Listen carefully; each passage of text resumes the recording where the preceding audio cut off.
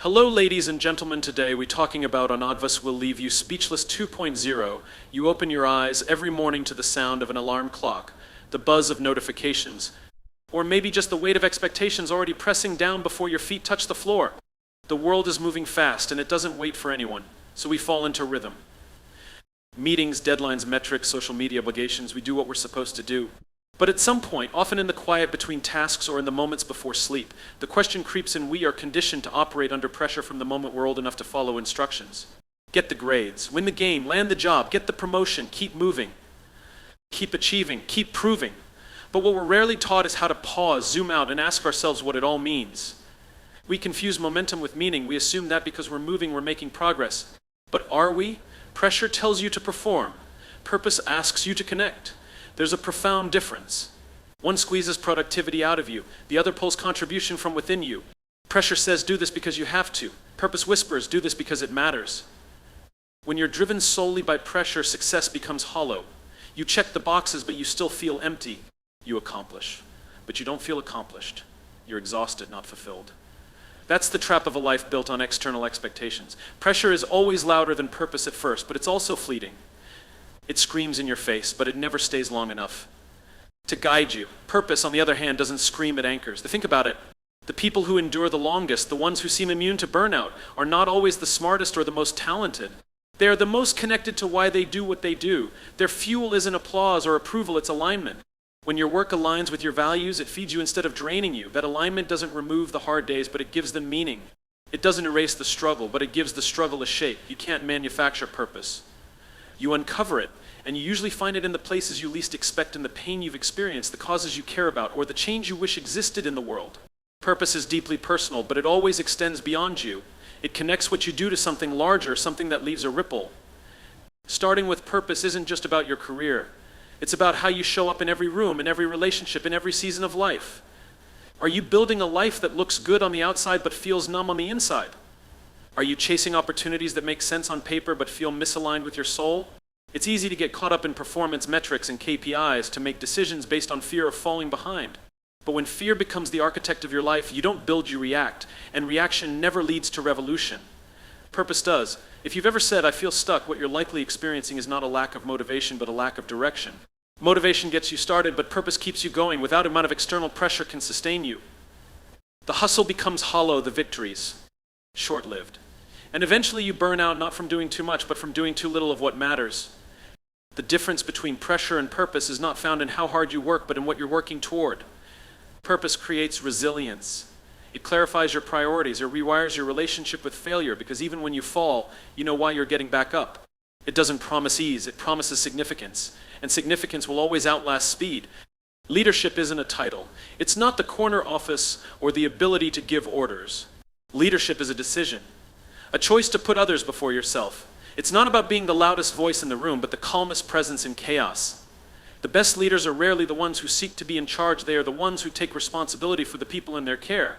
And the truth is, real leadership has very little to do with power and everything to do with protection. We often mistake authority for leadership. A job title can give someone power, but it doesn't earn them trust. True leaders aren't followed because people have to. They're followed because people want to. Why? Because people feel safe around them. They feel heard, valued, and defended. That kind of loyalty isn't bought, it's built, moment by moment, decision by decision. The best leaders eat last isn't a metaphor, it's a mindset.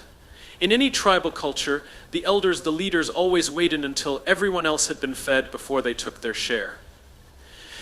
Not because they were lesser, but because they understood that their role was to serve. Their survival was dependent on the survival of the group, that instinct to look out for others before self is what makes leadership work in any environment, from a family dinner table to a corporate boardroom. In today's world, where competition often overshadows collaboration, where status is pursued more aggressively than significance, the idea of selfless leadership feels almost radical. But it is more needed than ever. We've seen what happens when leadership becomes about ego and control. Organizations fracture, trust erodes, morale collapses. But when someone steps up and says, your well-being is my responsibility, everything changes. People don't leave jobs, they leave leaders. And they don't stay for paychecks. They stay for people. The kind of people who have their back, who recognize their efforts, who create a culture where mistakes are learning opportunities and wins are shared. The best leaders remove fear from the room. They create a circle where voices are invited, not silenced. where questions are encouraged, not punished, where vulnerability isn't seen as weakness but welcomed as a strength. It's easy to manage tasks, far harder to lead hearts, because that requires empathy, patience, presence. It demands that you care more about who someone is becoming than what they are producing. That you take the time to ask not just what did you do, but how are you? And truly listen to the answer. Being a leader also means absorbing blame and deflecting credit. It means standing in front when things go wrong and standing behind when things go right. It's the willingness to protect others from the bullets of blame, even if it means you take the hit. Because that's what earns loyalty that money can't buy and performance reviews can't measure. People rise for those who lift them first. There is something profoundly human about leadership that makes people feel safe enough to take risks, to stretch beyond what they thought possible, to become more. Leaders don't push people forward with pressure, they pull people forward with vision. They don't use fear to motivate, they use belief. They recognize that trust is not built through force, but through consistency. That respect is not demanded. It's earned through action, through integrity, through sacrifice. And it's in the small decisions, the daily choices, that leadership proves itself. Showing up when it's inconvenient, listening when it's uncomfortable, standing up when it's unpopular, serving when no one's watching. These are not grand gestures, they're quiet commitments.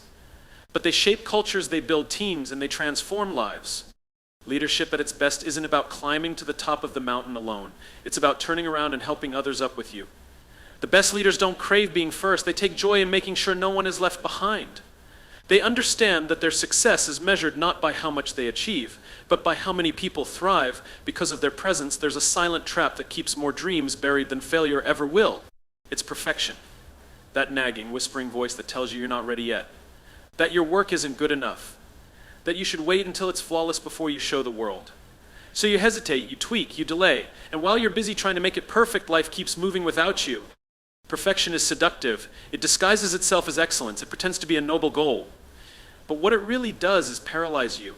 Because no matter how much effort you put in, it always convinces you that it's not quite there yet. That you need just a little more time, a little more skill, a little more certainty. The pursuit of perfection becomes a cage made of invisible expectations, and the price you pay is progress. Progress, on the other hand, is messy, it's imperfect. It's filled with awkward starts, rough drafts, and public stumbles. But progress is honest, progress is real. And most importantly, progress is what actually creates change. The people who make the biggest difference in the world don't wait until everything is polished. They start when it's raw. They move before they feel fully ready. They understand that motion beats meditation every single time. Think about it. Every great company, every meaningful invention, every bold movement, none of them started perfect. They started broken, incomplete, full of holes and doubts. But they moved forward. They improved over time. They adapted. That's how evolution works, whether in business, art, relationships, or personal growth. You don't arrive fully formed, you become through doing. Waiting for perfection is often just fear in disguise. Fear of judgment, fear of failure, fear of being seen before you've mastered everything. But you will never master what you don't begin. And you'll never grow in private the way you grow when you put yourself out there. It's in the doing that you discover your strength. It's in the trying, failing, adjusting, and repeating that real confidence is built. Progress allows for mistakes. It welcomes them, because every mistake is a clue, a signal pointing you closer to what works. Perfection doesn't tolerate mistakes, it punishes them. And in doing so, it stifles creativity, discourages innovation, and builds a culture of fear. But progress embraces the idea that done is better than perfect. That forward, even if it's slow, is always better than frozen. You don't need to be perfect to be impactful. You need to be consistent. You need to show up, to try again, to keep building, even when it's hard, even when it's ugly, even when no one notices. Progress isn't always loud. Sometimes it looks like showing up to the gym when you'd rather quit. Sometimes it looks like writing one more page even when you think the whole thing is trash. Sometimes it's simply choosing not to give up today. Those small, quiet decisions, that's where transformation is born. Progress allows for mistakes. It welcomes them, because every mistake is a clue, a signal pointing you closer to what works. Perfection doesn't tolerate mistakes, it punishes them. And in doing so, it stifles creativity, discourages innovation, and builds a culture of fear. But progress embraces the idea that done is better than perfect. That forward, even if it's slow, is always better than frozen. You don't need to be perfect to be impactful. You need to be consistent. You need to show up, to try again, to keep building, even when it's hard, even when it's ugly, even when no one notices. Progress isn't always loud. Sometimes it looks like showing up to the gym when you'd rather quit. Sometimes it looks like writing one more page even when you think the whole thing is trash. Sometimes it's simply choosing not to give up today. Those small, quiet decisions, that's where transformation is born.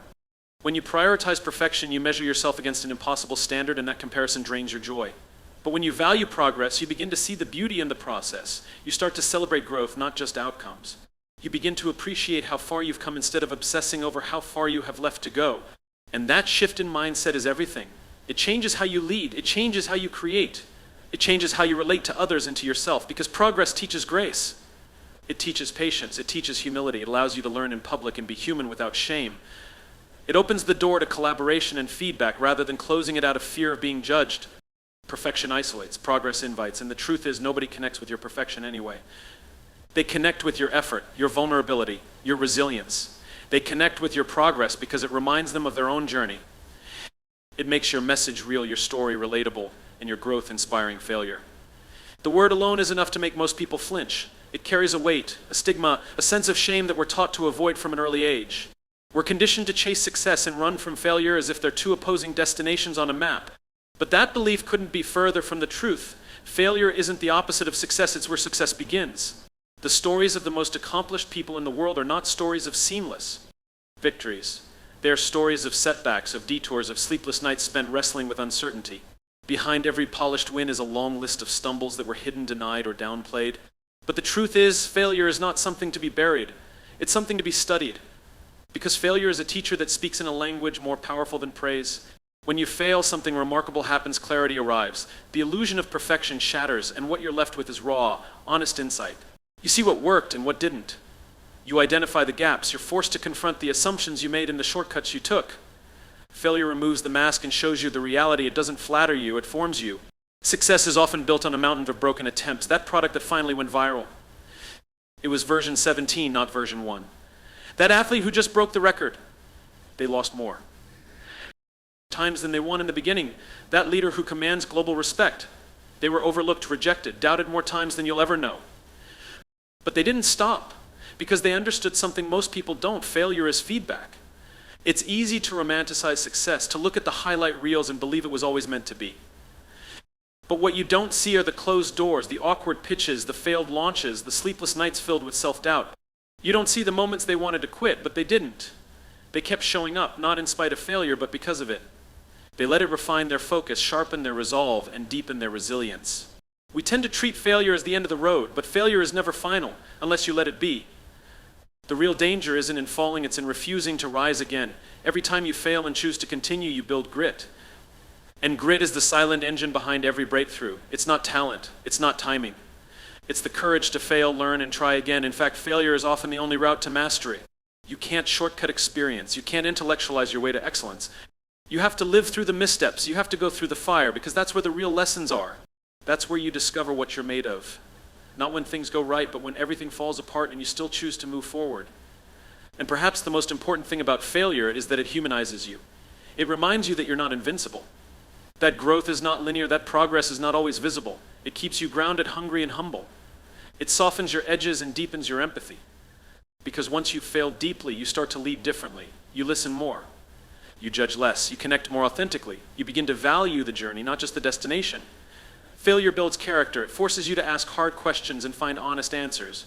It challenges your identity and then helps you reconstruct it stronger, more self-aware. In the ruins of a failure, you often discover the foundation of your future, not because it felt good, but because it made you grow in ways success never could. Failure strips away the false confidence and replaces it with real confidence, the kind rooted in experience, not ego. The kind that doesn't fear falling anymore because you know how to rise. There's something thrilling about the idea of the breakthrough moment, the one decision. That changes everything. The all-nighter that results in brilliance, the grand gesture that turns failure into triumph. We love intensity because it's dramatic, it's cinematic, it makes for great stories. But real growth, the kind that transforms lives and rewires destinies, isn't found in a single heroic act. It's found in the quiet, disciplined rhythm of consistency. Intensity is exciting. It gives you an adrenaline rush. It makes you feel like you're doing something monumental. But intensity is a burst. It's a sprint. It's short-lived by design. Consistency, on the other hand, is often boring. It's repetitive. It doesn't always feel productive in the moment, but it's the only path to anything that lasts. The difference between temporary effort and lasting change is this simple truth: consistency always wins. Think about someone in peak physical shape. It's not because they had one amazing workout. It's because they showed up to the gym day after day, even when they didn't feel like it. The author who wrote a best-selling novel didn't do it in one magical writing session. They sat down every day, wrote words that didn't always feel inspired, and kept showing up until it was done. The entrepreneur who built a thriving business didn't get there with one clever idea. They made 1,000 small decisions, corrected mistakes, and stayed in the game longer than others were willing to. The world often celebrates the explosion but overlooks the discipline that led to it.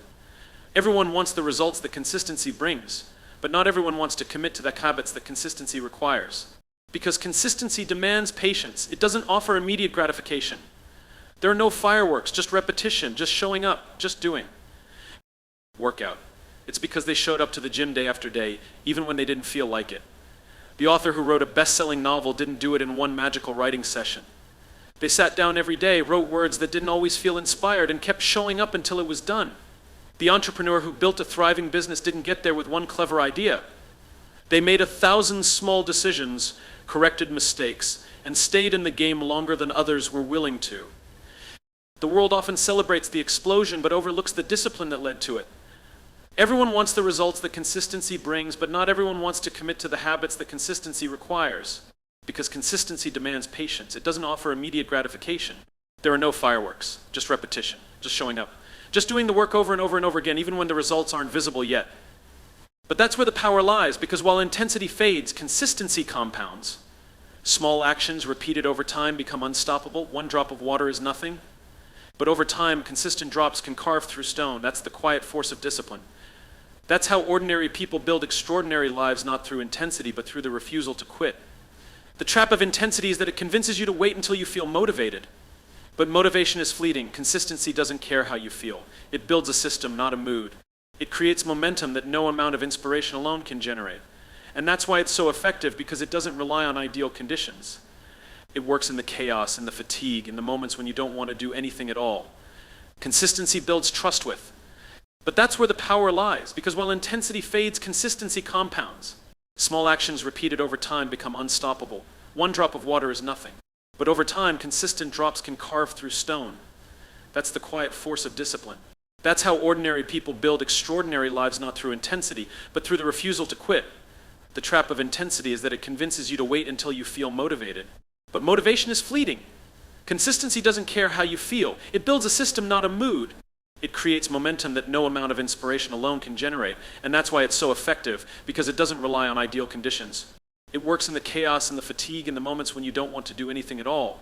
Consistency builds trust with. The people who rise to the top in any field aren't the ones who had the loudest start. They're the ones who kept moving when others gave up. They didn't always sprint, but they never stopped walking. They understood that greatness isn't built in a flash. It's built in the grind and the decisions no one claps for, in the progress no one sees. That's the real work. That's the real difference. That's where strength is born. Every action we take, every goal we pursue, every dream we chase, beneath it all lies a reason, a purpose, a why. But somewhere along the way, in the noise of daily demands and the rush for results, that reason often gets buried. We become so focused on what we're doing and how we're doing it that we forget why we started in the first place. And without that foundation, even the most impressive achievements can start to feel empty. Starting with why isn't about having all the answers, it's about asking the right questions. It's not about outcomes, it's about origins. Why do you get up every morning to do what you do? Why does it matter? Why should anyone care? These aren't surface-level questions. They require deep reflection. They demand honesty. But when you discover your why, everything changes. You stop chasing approval and start living with direction. Your why is your core. It grounds you when life feels chaotic. It pulls you forward when motivation fades. It reminds you that your work is bigger than a paycheck, bigger than a title, bigger than metrics and milestones. Your why transforms what you do from a job into a mission, from routine into meaning. It brings heart into your hustle and purpose into your perseverance. When you lose your why, you lose your way. You start to drift. You check boxes, you go. Through the motions, you might still be productive, but something feels off. You feel disconnected from your own journey. That's because you're not rooted. But when you return to your why, when you reconnect with the reason you began, suddenly the fire remits. Challenges become bearable. Sacrifices make sense because you remember what it's all for. People are inspired not by what you do, but by why you do it. That's what moves them. That's what builds trust. In leadership, in business, in relationships, it's not the process that creates loyalty, it's the purpose behind it. When others know that your actions come from a place of vision and values, they follow you not because they have to, but because they believe in what you stand for. They see your why and they want to be part of it. And it's not just about others. Your why fuels your resilience. It keeps you standing when life knocks you down. It gives your struggle a name and your fight a face. You're no longer just enduring hardship, you're enduring it for something. Something that matters. That sense of deeper meaning turns pain into growth, turns obstacles into opportunities, and turns fear into movement. Clarity of purpose also creates focus. When you know your why, you waste less time on distractions. You're less tempted by shortcuts. You're less shaken by comparison. You stop measuring your life by someone else's path and start walking your own with confidence. You realize that not every invitation is meant for you. Not every success story applies to you, and not every criticism deserves your energy. Your why gives you a filter, and that filter protects your peace. Living with a strong why doesn't mean life gets easier.